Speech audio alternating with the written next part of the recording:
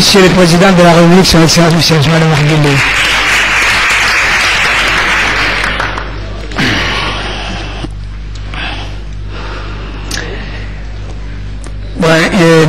Ce développement et ces qualités, il n'y a pas de nuage pour personne, mais le but de ces séminaires, c'est de voir comment les rendre en qualité et en valeur le développement qu'on vient d'atteindre.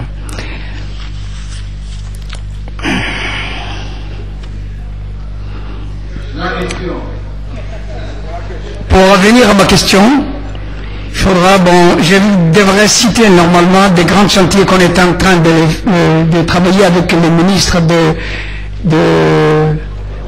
l'Emploi. La mise en place du Conseil national, nous avons fait la première réunion, comme vous l'avez dit, et nous espérons de faire le même chantier avec les fonctionnaires, revoir la valorisation de leur salaire, avec la cherté de la vie. Il ne faut pas qu'on passe notre temps sur les agents contractuels actuels. Les conventions collectives qu'on vient de réformer concernent seulement les agents non fonctionnaires.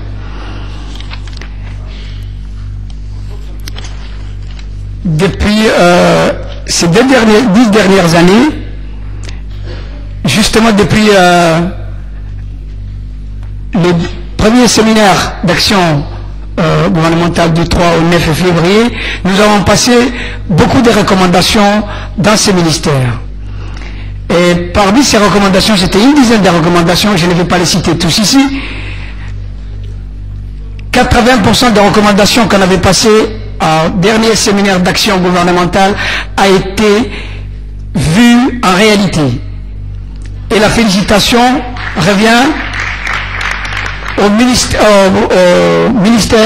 qui se succédait à ces postes, son Excellence M. Mohamed Bakr Abdullahi, M.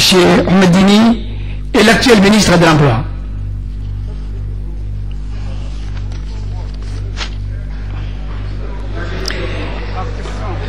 Il nous reste quelques recommandations à faire sortir au jour, et ces recommandations, elles nous sont très chères, Monsieur le Président, si nous sommes des syndicalistes.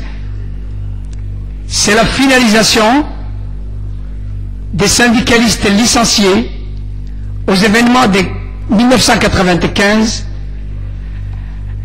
Il y a aussi, c'est une question purement humanitaire, destinée au Président de la République, de revoir la situation des syndicalistes licenciés du port autonome de Djibouti, puisque ces gens-là, nous avons formés, ils ont été très chers pour le port, et notre pays a besoin de cadres comme ça.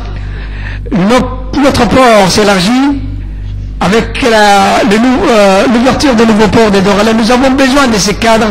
Nous demandons votre indulgence, Monsieur le Président, et de revoir leur cas. Merci. Intervenant, avant de passer la parole au ministre, Ismaël Abdullahi.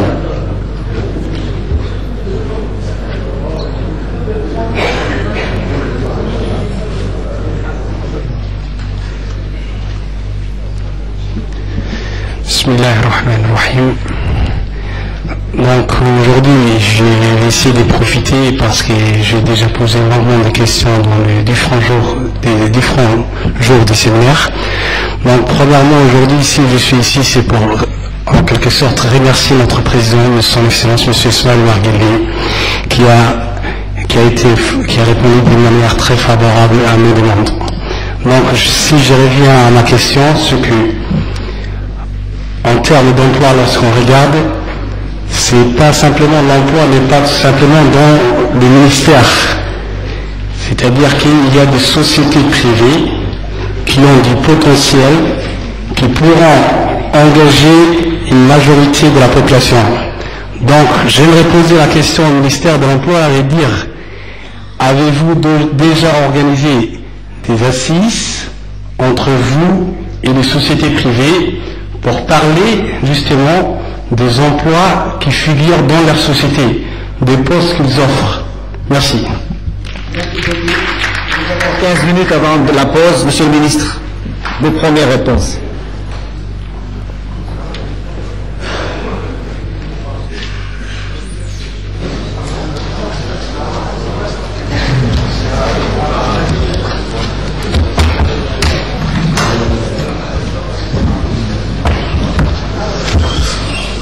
Donc, beaucoup de questions. D'abord, pour revenir un petit peu en arrière, un certain nombre de questions ont été posées à Madame la ministre de la promotion de la femme, portant sur la formation professionnelle, notamment des femmes, des personnes handicapées, et une personne a aussi parlé d'étendre ces centres à Obok. Je voudrais ici réaffirmer encore l'importance de la formation professionnelle et donc tous les soucis que nous accordons à l'insertion des jeunes, des personnes à mobilité réduite. Donc il y a un projet de construction d'un centre de formation professionnelle à Balbala, d'ailleurs à côté du centre de l'atelier des femmes qui existe. Donc le terrain est prêt, c'est un projet avec la Banque islamique. Donc ce centre, comme vous l'avez rappelé, est dans le cadre de la lutte contre la pauvreté, le projet Prépude. Monsieur le secrétaire d'État va aussi en parler. Pour l'extension dans les régions de l'intérieur, il faut rappeler qu'il existe, pas forcément toujours avec le ministère, au sein des structures qui relèvent directement du ministère de l'Emploi, mais des structures qui relèvent d'autres départements comme l'éducation. Il y a un centre d'apprentissage professionnel qui va être construit qui est en construction à Obok. À Obok, il y a aussi le centre pour la pêche. Donc Obok aujourd'hui, normalement, a des moyens, enfin dans le futur, pour développer la formation professionnelle. Pour l'insertion des professionnels des personnes handicapées, je pense que nous faisons des efforts et que dans l'avenir, on en fera plus. Je reviens maintenant aux questions qui m'ont été posées directement par rapport à la question des dockers. Personnellement, d'abord,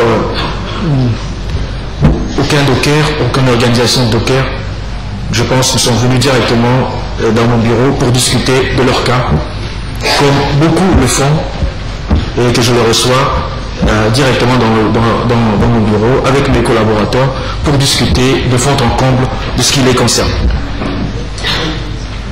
Il s'agit, faut-il le rappeler, qu'avec les dirigeants du port, on a discuté de ce point. Ce métier est appelé à évoluer. Et qu'un certain nombre de ces dockers vont pouvoir bénéficier d'une espèce de promotion pour d'autres métiers. Et que pour cela, je pense qu'on peut tous s'en féliciter. Maintenant, pour la question qui concerne directement la protection sociale et leurs droits sociaux, il semble qu'il y a des problèmes de taux horaires qui ne réunissent pas, mais de toute manière, nous sommes prêts à les recevoir et à travailler avec eux pour trouver des solutions. Le directeur de l'OPS me disait qu'il y a même un bureau spécialisé, tous les corps de métier n'ont pas ça. Pour le docker, il y a un bureau même spécialisé sur cette question. Donc ce que j'invite, c'est les dockers, c'est de venir nous voir, de travailler avec nous pour améliorer donc leur situation. Par rapport à la question d'un internaute, je ne sais pas si c'est un internaute, qui parlait qui écrivait donc du Maroc, qui s'interrogeait sur comment des étudiants aujourd'hui à l'étranger, comment vont-ils pouvoir s'insérer ici et trouver du travail ici. Je pense d'abord qu'il faut lire les journaux. Il y a des offres de travail qui sont le marché de l'emploi est ouvert, il est libéralisé. Il faut saisir ces opportunités. Il faut non seulement saisir ces opportunités au niveau national, mais au niveau international à travers des offres d'emploi, puisque eux, ils sont formés, ils ont normalement des qualités pour trouver du travail aussi. Mais nous le souhaitons les emmener ici, donc c'est à nous de les inciter. L'ANEFIP est un interlocuteur privilégié, ils peuvent se